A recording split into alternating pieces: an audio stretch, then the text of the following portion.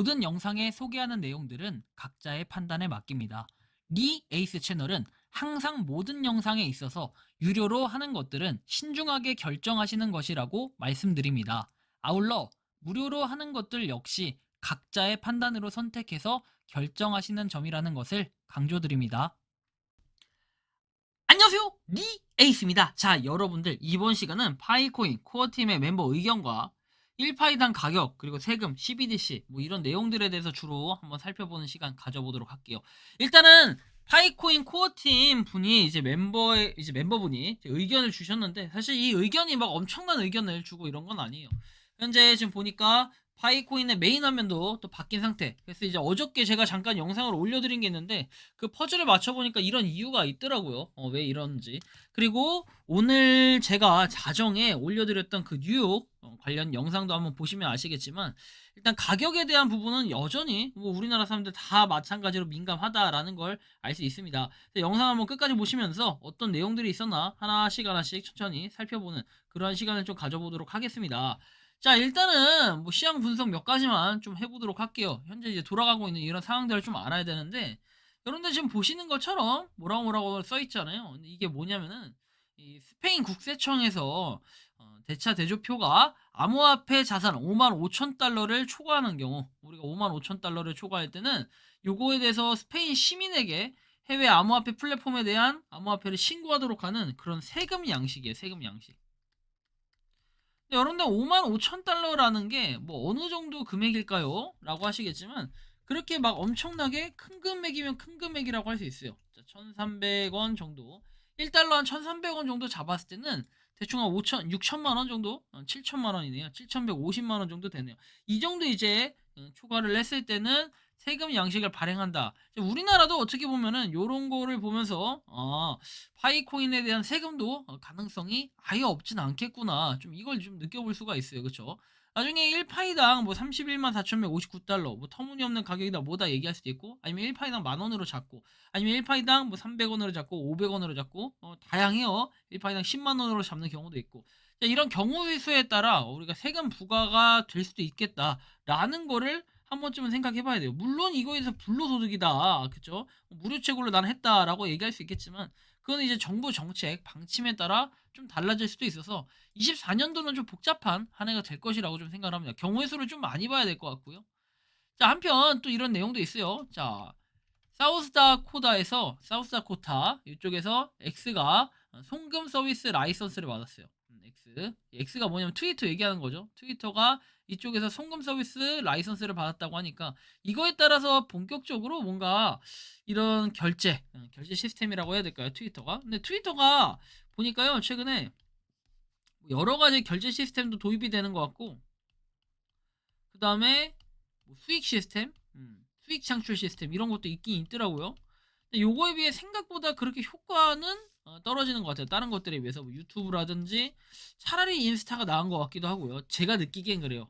왜냐면 인스타는 이제 뭐 한편 수익 창출이 안 돼요. 이게 수익 창출이 안 되고, 얘네는 무조건 거의 협찬의 느낌으로 가기 때문에 이런 부분에 또 단점이 있고, 어떻게 보면 트위터가 미래에 뭔가 조금 늦게 뛰어들긴 했지만 수익 창출을 하는데 수익원이 될 수 있겠다라고 하면서 몇몇 사람들이 좀 뛰어드는 것 같긴 하나, 뭐 이것도 역시 좀 더 지켜봐야 될 부분이라고 봐요. 근데 이 얘기를 제가 하는 이유가 뭐냐면요, 결국에는 이제 파이도 최종 목적, 우리가 최종 목표는 트위터에다가 뭡니까, 여기 결제 시스템을 부여하고, 그죠? 아마존에다가 결제 시스템을 부여하고 뭐 이런 것들 아니겠습니까? 근데 요것도 좀 시간을 지켜봐야 될 것 같아요. 시간을 두고 좀 지켜볼 일이다라는 거. 여러분들 요것도 좀 참고로 하시고요. 그리고 CFTC는 의심되는 바이비트 조사에서 코인베이스 사용자 데이터를 요구한다라고 했습니다. 근데 과연 이게 함부로 요구가 가능할까요? 어떻게 보면 개인정보 이런 건데, 굉장히 개인정보가 중요하다라는 걸 좀 느낄 수가 있어요. 그래서 우리가 이 파이 같은 경우에는 사실은 이런 구설수에 오르지 않기 위해서 뭔가 KYC 인증이라든지 이런 걸 좀 더 깔끔하게 진행을 하고 있다라는 거. 뭐 이런 것도 조금 우리가 인지를 하고 있으면 좋을 것 같은 부분이고요.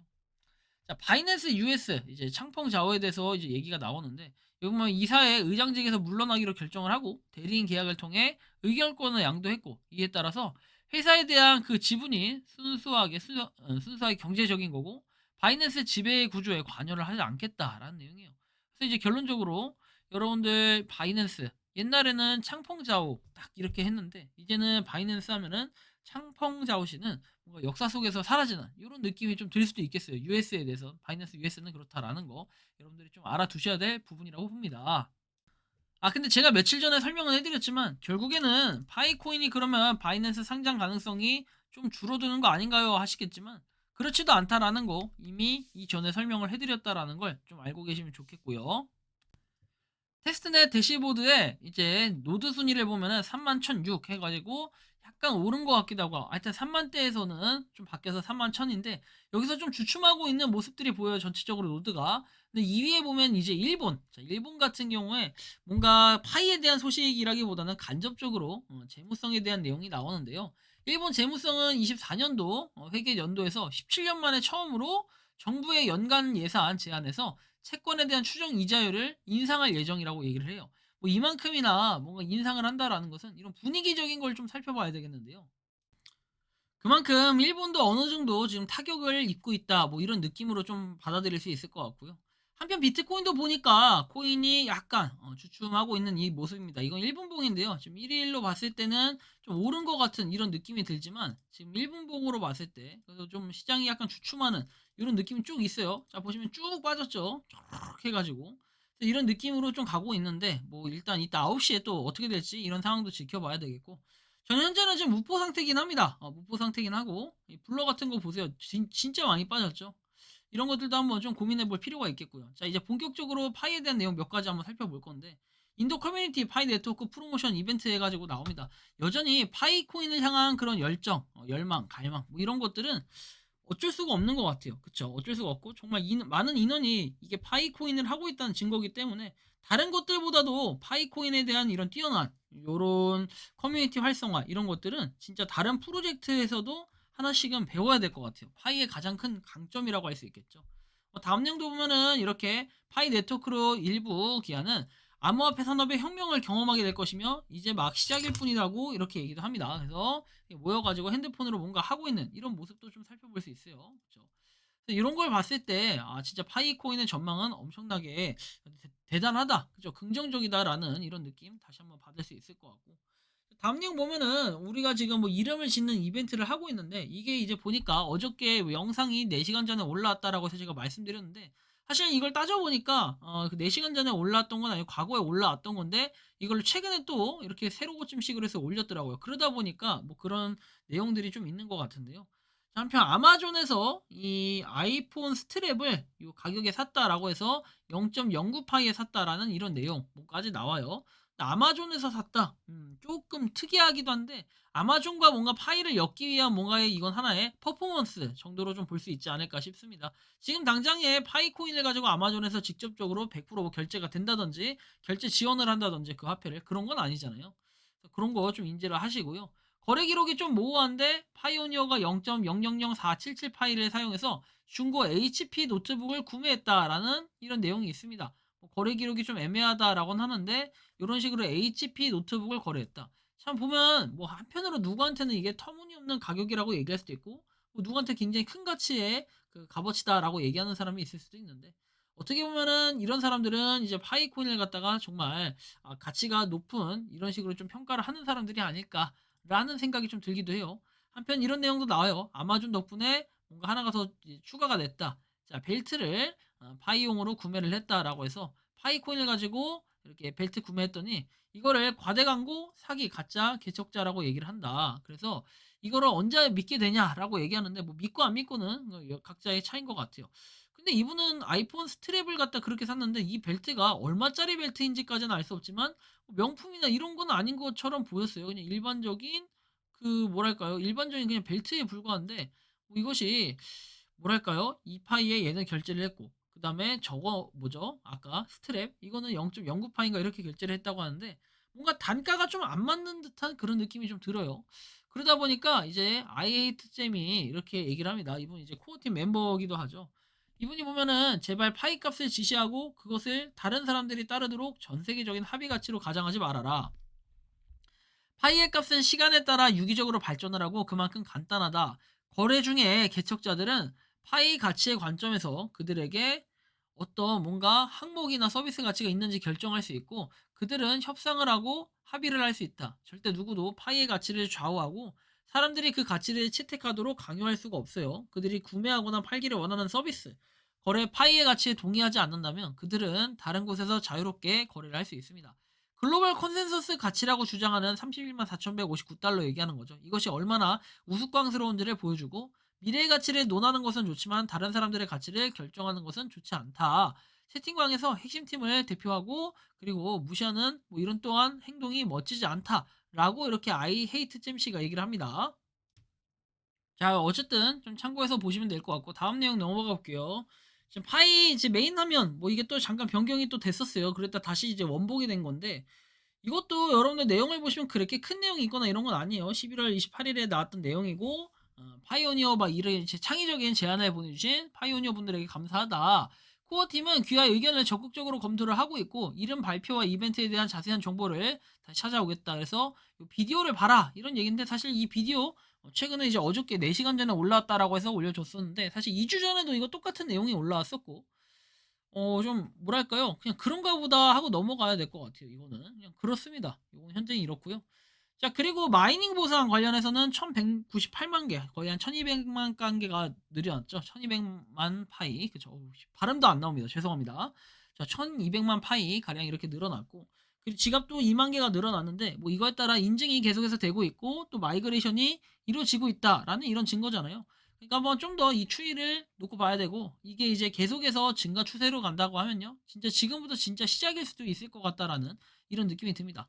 한편 이제 CBDC에 대해서 사람들이 많이들 얘기를 하더라고요. 어저께 이제 12시에 같이 방송을 보면서도 느낀 게 뭐냐면 CBDC에 대한 그런 관심도가 좀 높은 편이었어요. 그런데 저는 이제 개인적인 생각에 이 CBDC가 아직은 파이에 이제 접목시키기에는 좀 시기상조한 부분이 있다. 왜? 그러기에는 뭔가 파이가 준비된 게 많이 없어요. 사실 보면은 KYC 인증을 어느 정도가 했냐. 그 다음에 KYC 외에도 뭐 다양한 내용들이 있겠죠. 뭐 메인넷도 있을 것이고, 그리고 이거에 대한 그런 근본적인 문제점, 그쵸. 휴대폰 번호를 이용해서 파일을 갖다 채굴을 할 때, 이런 거 번호를 바꾸면은 좀 제한적인 부분이 생길 수 있다라든지, 이런 문제점들, 크고 작은 것들이 어느 정도 해결이 되고 나서 뭔가 CBDC를 주장하고 했을 때, 아, 파이가 이런 거구나, 라고 사람들이 인지를 하는데, 현재의 문제점, 그 현황만 놓고 봤을 때는, 아, 이걸 가지고는 파일을 뭔가 CBDC에 내세우기는 좀 아쉬운 부분이 있을 것 같아요. 그래서 한편 좀 간접적으로 체험을 해보자면 블록 오디세이에 대한 내용입니다. 한국은행 CBDC 프로젝트 수주 집중이라고 해서 내용이 나오는데 여기 보시는 것처럼 CBDC 활용성 테스트 입찰에 참여한 블록체인 해가지고 기술 블록 오디세이가 CBDC 주도의 역량을 집중했다. 그래서 농협은행, 국민은행, 한국투자증권, 신한카드 등 대형 금융기관을 대상으로 멀티 체인 기반 블록체인 기술 프로젝트를 성공적으로 수행해온 만큼 전문성과 기술력을 가지고 있다라고 이렇게 얘기를 합니다. 그래서 2023년까지 24개국 이상이 CBDC를 발행할 것으로 전망을 했다 해서 세계적으로 CBDC 추진이 확대되고 있는 상황이라고 하고 사업자 선정에 나섰다라고까지도 얘기를 합니다. 그래서 여기 보면은 보스턴 컨설팅 그룹, 그리고 핑거, 그리고 지크립토, 파라메타, 람다 256, 갤럭시아, 머니트리와 파트너십을 구축했다 하는데 여기서 이제 파트너십 아는 기업도 있을 거고 기존에 블록 오디세이를 아시는 분들도 계실 겁니다. 그런 만큼이나 뭔가 CBDC를 준비하는 초창기 단계에서는 이런 기업들이 좀 선제적으로 준비를 하고 있다라는 거. 그리고 연구개발 전담 조직을 통해서 토큰의 기술적, 기능적 표준에 대한 선행 연구를 이미 작년부터 수행을 했고, 그리고 CBDC 시스템에 참가하는 기관들은 분산 원장 노드를 설치하고 운영을 해야 되는데, 이 모의 시스템 금융기관 과 연계 실험에서 블록 오디세이는 뭐 이렇게 쭉쭉쭉 내용이 나옵니다. 이거에 따라 뭐 노드를 설치해야 된다. 이런 내용들, 분산 원장 노드. 이거에 대한 대비는 어느 정도 물론 이제 파이의 노드에 맞춰 가지고 이걸 하면은 뭐 이게 약간의 다른 부분이 좀 생길 수도 있겠지만 준비는 이미 어느 정도 갖추어 가고 있는 뭐 이런 모습 파이코인도 역시나 그런 미래의 모습들이 좀 보이고는 있습니다. 하지만 뭐 이게 CBDC가 될지 안 될지 이거는 모르는 거고 얘네 업체가 꼭 된다라는 보장은 없어요. 그래서 어떻게 될지는 모르기 때문에 일단 이런 부분을 볼 수 있고 또 한편은 위메이드가 뭐 CBDC 관련주로 해가지고 뭐 이렇게 확장일로라고 얘기를 하는데 자, 보시면 금융위원회, 금감원 이런 데서 CBDC 활용성 테스트에 돌입하는 가운데 예금 토큰 발행을 목표로 미래 통화 인프라 구축에 돌입을 할 예정이다 해서 CBDC를 바탕으로 하는 다양한 가능성을 타진하고 있고, 개발하는 가운데 CBDC를 100% 담보 스테이블 코인을 발행할 수 있는 프로토콜을 만들었다라고 하고, 위메이드를 포함시키기도 해서 증권가에서는 이렇게 눈길을 끌었다고 하죠. CBDC 테마로. 그래서 빅브라더의 공포가 여전하다는 비판도 받고 있고, 일단은 이런 부분들이 이견이 있는 가운데 입체적인 투자 전략이 필요하다 이렇게까지도 얘기를 합니다. 이제 그러므로 좀 파이코인이 이 CBDC하고의 뭔가 연계성을 가지려고 한다면요, 현재 문제점들이 어느 정도 해소가 돼야 돼요. 문제점, 그리고 한편으로는 과제라는 표현이 좀 어울릴까요? 이런 부분들이 해결이 되어야 파이코인도 슬슬 뭐 CBDC에 가든지, 그쵸? 뭐 가격, 세금 이런 고민들을 해볼 수 있을 것 같은데, 아직까지는 여기에 대해서 고민을 하기에는 우리 좀 시기상조한 부분이 있지 않은가, 개인적으로 좀 이렇게 생각을 하고 있고, 마지막으로 잠깐 얘기를 해보면 이분이 누구냐면요, 워렌 버핏의 오른팔 찰리 멍거라는 분이에요. 이분이 이제 99세 99세로 이제 별세를 하셨는데, 자, 이분은 뭔가 그 워렌 버핏 버크셔 해서웨이 회장의 오른팔이었던 이 사람이고, 이 사람이 사업 파트너였던 사람인데 어쨌든 99세로 별세를 했어요. 그래서 이 사람도 그렇지만 워렌 버핏이도 그렇고 암호화폐를 부정적으로 보는 사람이에요.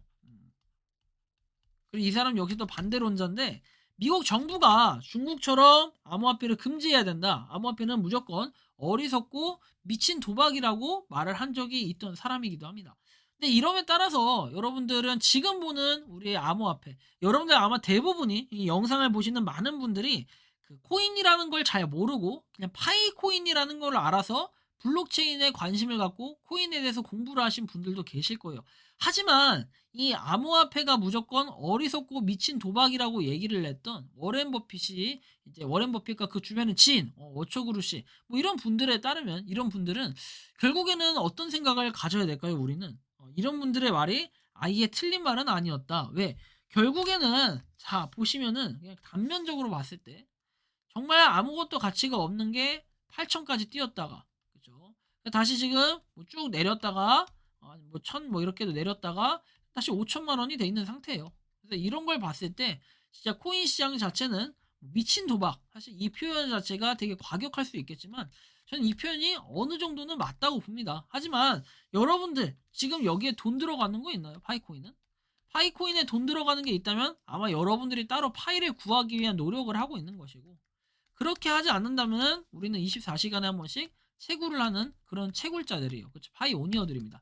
그래서 우리가 이런 부분에 좀 자부심을 가지고, 자긍심을 가지고, 향후에는 물론 비트코인과의 뭐 발행량 이런 것도 비교하고 놓고 보면요, 끝도 없지만 우리가 이런 24시간에 한 번씩 채굴을 하는 이런 관점에서 한번 생각해 볼 때는 우리 파이코인이 뭔가 손해볼 거 없는 그런 장사를 하고 있는 거잖아요. 그래서 열심히 뭔가 채굴을 하면서 그런 미래를 살펴보는 이러한 시간을 가져보면 좀 더 여유가 생기지 않을까, 저는 이렇게 생각을 하는데요.